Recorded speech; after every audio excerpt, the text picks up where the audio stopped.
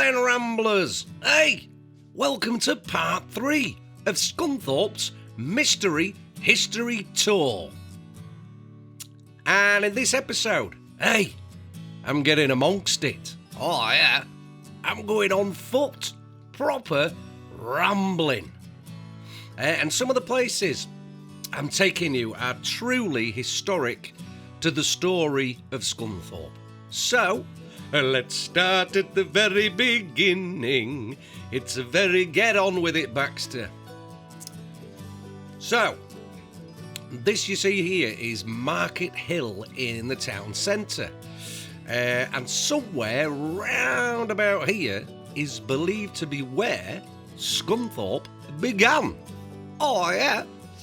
So the town appears in the Domesday Book of 1086 as Escumasthorpe, which is from the Old Norse Skumas Pop, meaning Skuma's homestead, a site which is believed to be in the town centre, like I said, pretty much where Market Hill currently stands.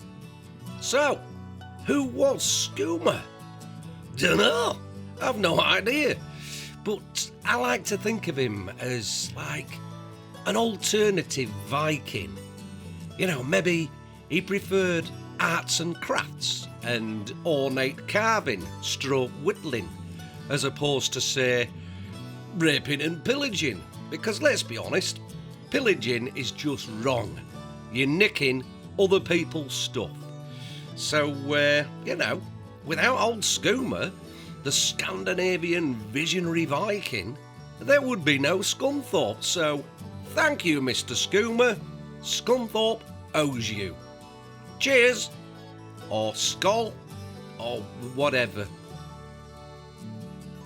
Right, moving on, or rather moving back, at the bottom of Market Hill, close to where this, remember that, the magnificent clock, close to where that used to stand, is the spectacular sculpture created by the world-renowned artist Ray Lonsdale, old Raymondo, and it's simply called Scunthorpe Steelworkers. The sculpture shows a male and a female steelworker with a bicycle. It signifies the importance of the steelworks to the town's growth and the roles that women played on the works, especially during wartime. Okay? The bicycle represents an era where many workers could be seen around the town riding bikes to and from the works, especially during shift changes. Pretty impressive stuff. The life-size sculptures are made from corten steel, which is a self-colouring material used widely for public art. Yeah, I know this to be true because I've read it, such as the Angel of the North. Yeah, that big old beast. It costs were around about £50,000. Decent. And a nice touch you'll see on the side plinth to the Four Queens blast furnaces down at the works. And I love the fact, if you get close up, the bloke's got a fag on. Although, any kids watching, don't smoke, okay? It's not cool. Now, you're better off vaping. Yeah. So there you go. Get down and have a look at it. Okay, it's night time now. Oh yeah, proper off-piste. I'm down at Church Square, where, of an evening, you can enter a world of visual vibrancy, of sensory splendour. That was a quality sentence, wasn't it? And I didn't even get any exam results, yeah?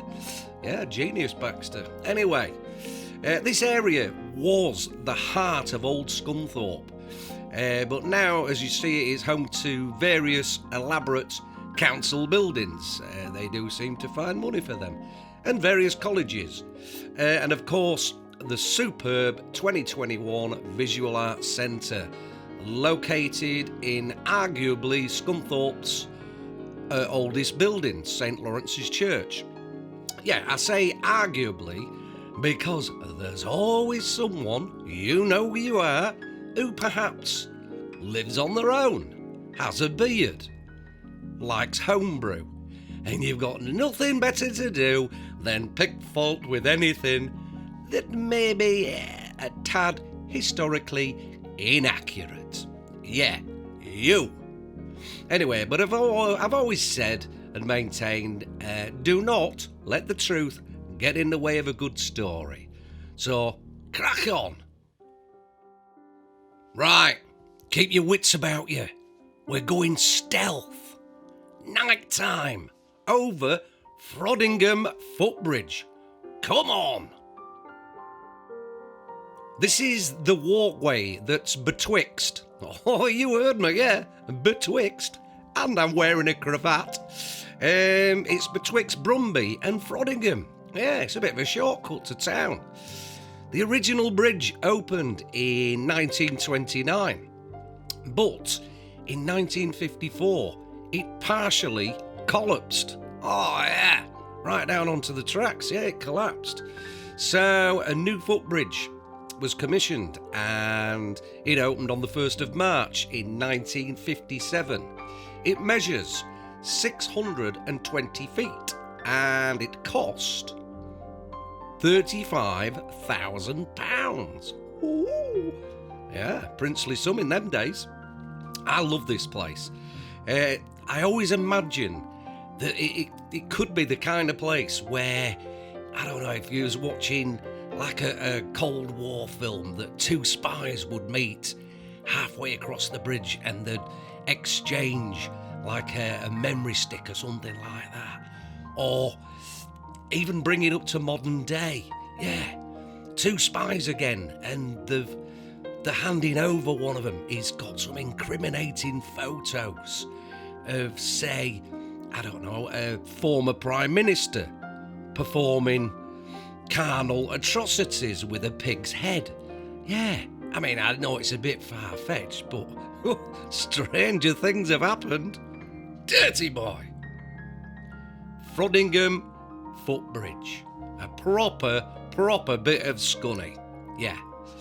Although, maybe stick to crossing it during the hours of daylight to be safe. Okay, time for some urban art. Or graffiti. Yeah, I like it. I always have. So, a little selection here of some of my favourite scunny artworks, okay? First up is this. Located just off Mary Street. This is a proper bit of thought-provoking paintwork. I love it. In particular, I like the writing over the top. Fall in love, not in line. Oh yeah, every day. Complete with the anarchy slogan. Why not? I believe this to be the work of a one-time Scunthorpe resident Moonrat, as are a few more around the towns, and always created with a question. Yeah, or more's the point, to question. Yeah, good stuff. Although this simple piece here is more of a personal statement, I have to say. But he's obviously not happy with them. Across the way, this colourful collection can be found to the rear of Cafe Indie. What was you doing at the back of there? It doesn't matter how I come across it. Alright, I'm just showing you. Right. Now this is a place that not many Scunthonians will be aware of. Alrighty, this is the tunnel under the flyover at the start of the M180. It's at the back of Scunny United's Glanford Park. And it's a plethora of styles and statements. You read there, Kingsway, I believe, are a local indie band. And you can read the length of the flyover. Right at the bottom, the whole world rests in a palm with a hand to hold. Oh, I mean, I have no idea what that means, but I like it. You know what I mean? It's like Marmite. I don't want to know how it's made. I just like it. Yeah. And I guess that, as with a lot of urban art that's on display, they were created by kids who were not necessarily academically gifted. Do you know what I mean? But it's an expression, and long, long may it continue. Yeah. Right, this is new to me, which is bizarre because you get to the age of 56, living most of your life in Scunny, and just when you think you know everything, you find out something new, so it just goes to prove that every day's a school day. Yeah, never knew this existed till last week. So this is the Crosby Stone. Found at the junction of Grosvenor Street and Ferry Road. The stone dates from before, get this, the 19th century, when Crosby was still a village. It was placed here in 1901 at the coronation of King Edward VII, which I think is 7th, isn't it? Of course it is, yeah, because they're after the V. Yeah. King Edward VII, and according to local tradition, good luck was thus restored to Crosby, although it doesn't elaborate as to what bad luck preceded it. I don't know. Weird. But yeah, only found out about that this week. That's blown my mind. Every day's a school day.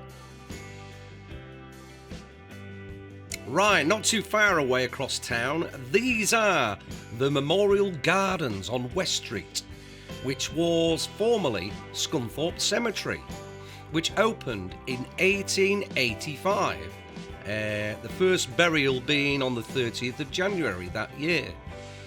The last burial took place on the 30th of September 1988. Yeah, 103 years apart, some going now. But by that time, the cemetery contained 3,417 graves. The cemetery was cleared of memorials using powers under the Disused Burial Grounds Act of 1884. Some of the memorials that were considered more notable were moved to the three corners of the cemetery, where memorial gardens were created. Yeah. Again, this is an area that may not be too familiar with some Scunny residents, but its history and significance to the town's past is very, very poignant. Well worth a look. Straight off West Street, back of Francis Street. Get your in there. Yeah. Alrighty, last but by very no means least on this little outing is Scunthorpe's old courthouse and police station. Take a look. Built in 1894 from both brick and stone in the Jacobean style. Yeah, that was my first thought as well. It's got shaped gables and exceedingly tall polygonal chimneys. Yeah, that's exactly what I thought without reading it. Yeah, polygonal. I thought they're polygonal chimneys. They are. For me, I have to say it is up there with some of Sunny Scunny's top architecture. It is stunning. I would have considered it an honour back in the day to say I've had to have been hauled up to appear in front of the judges in such majestic surroundings. Yeah, as long as I didn't get sent down, I just wanted to have a look inside the building, Your Honour.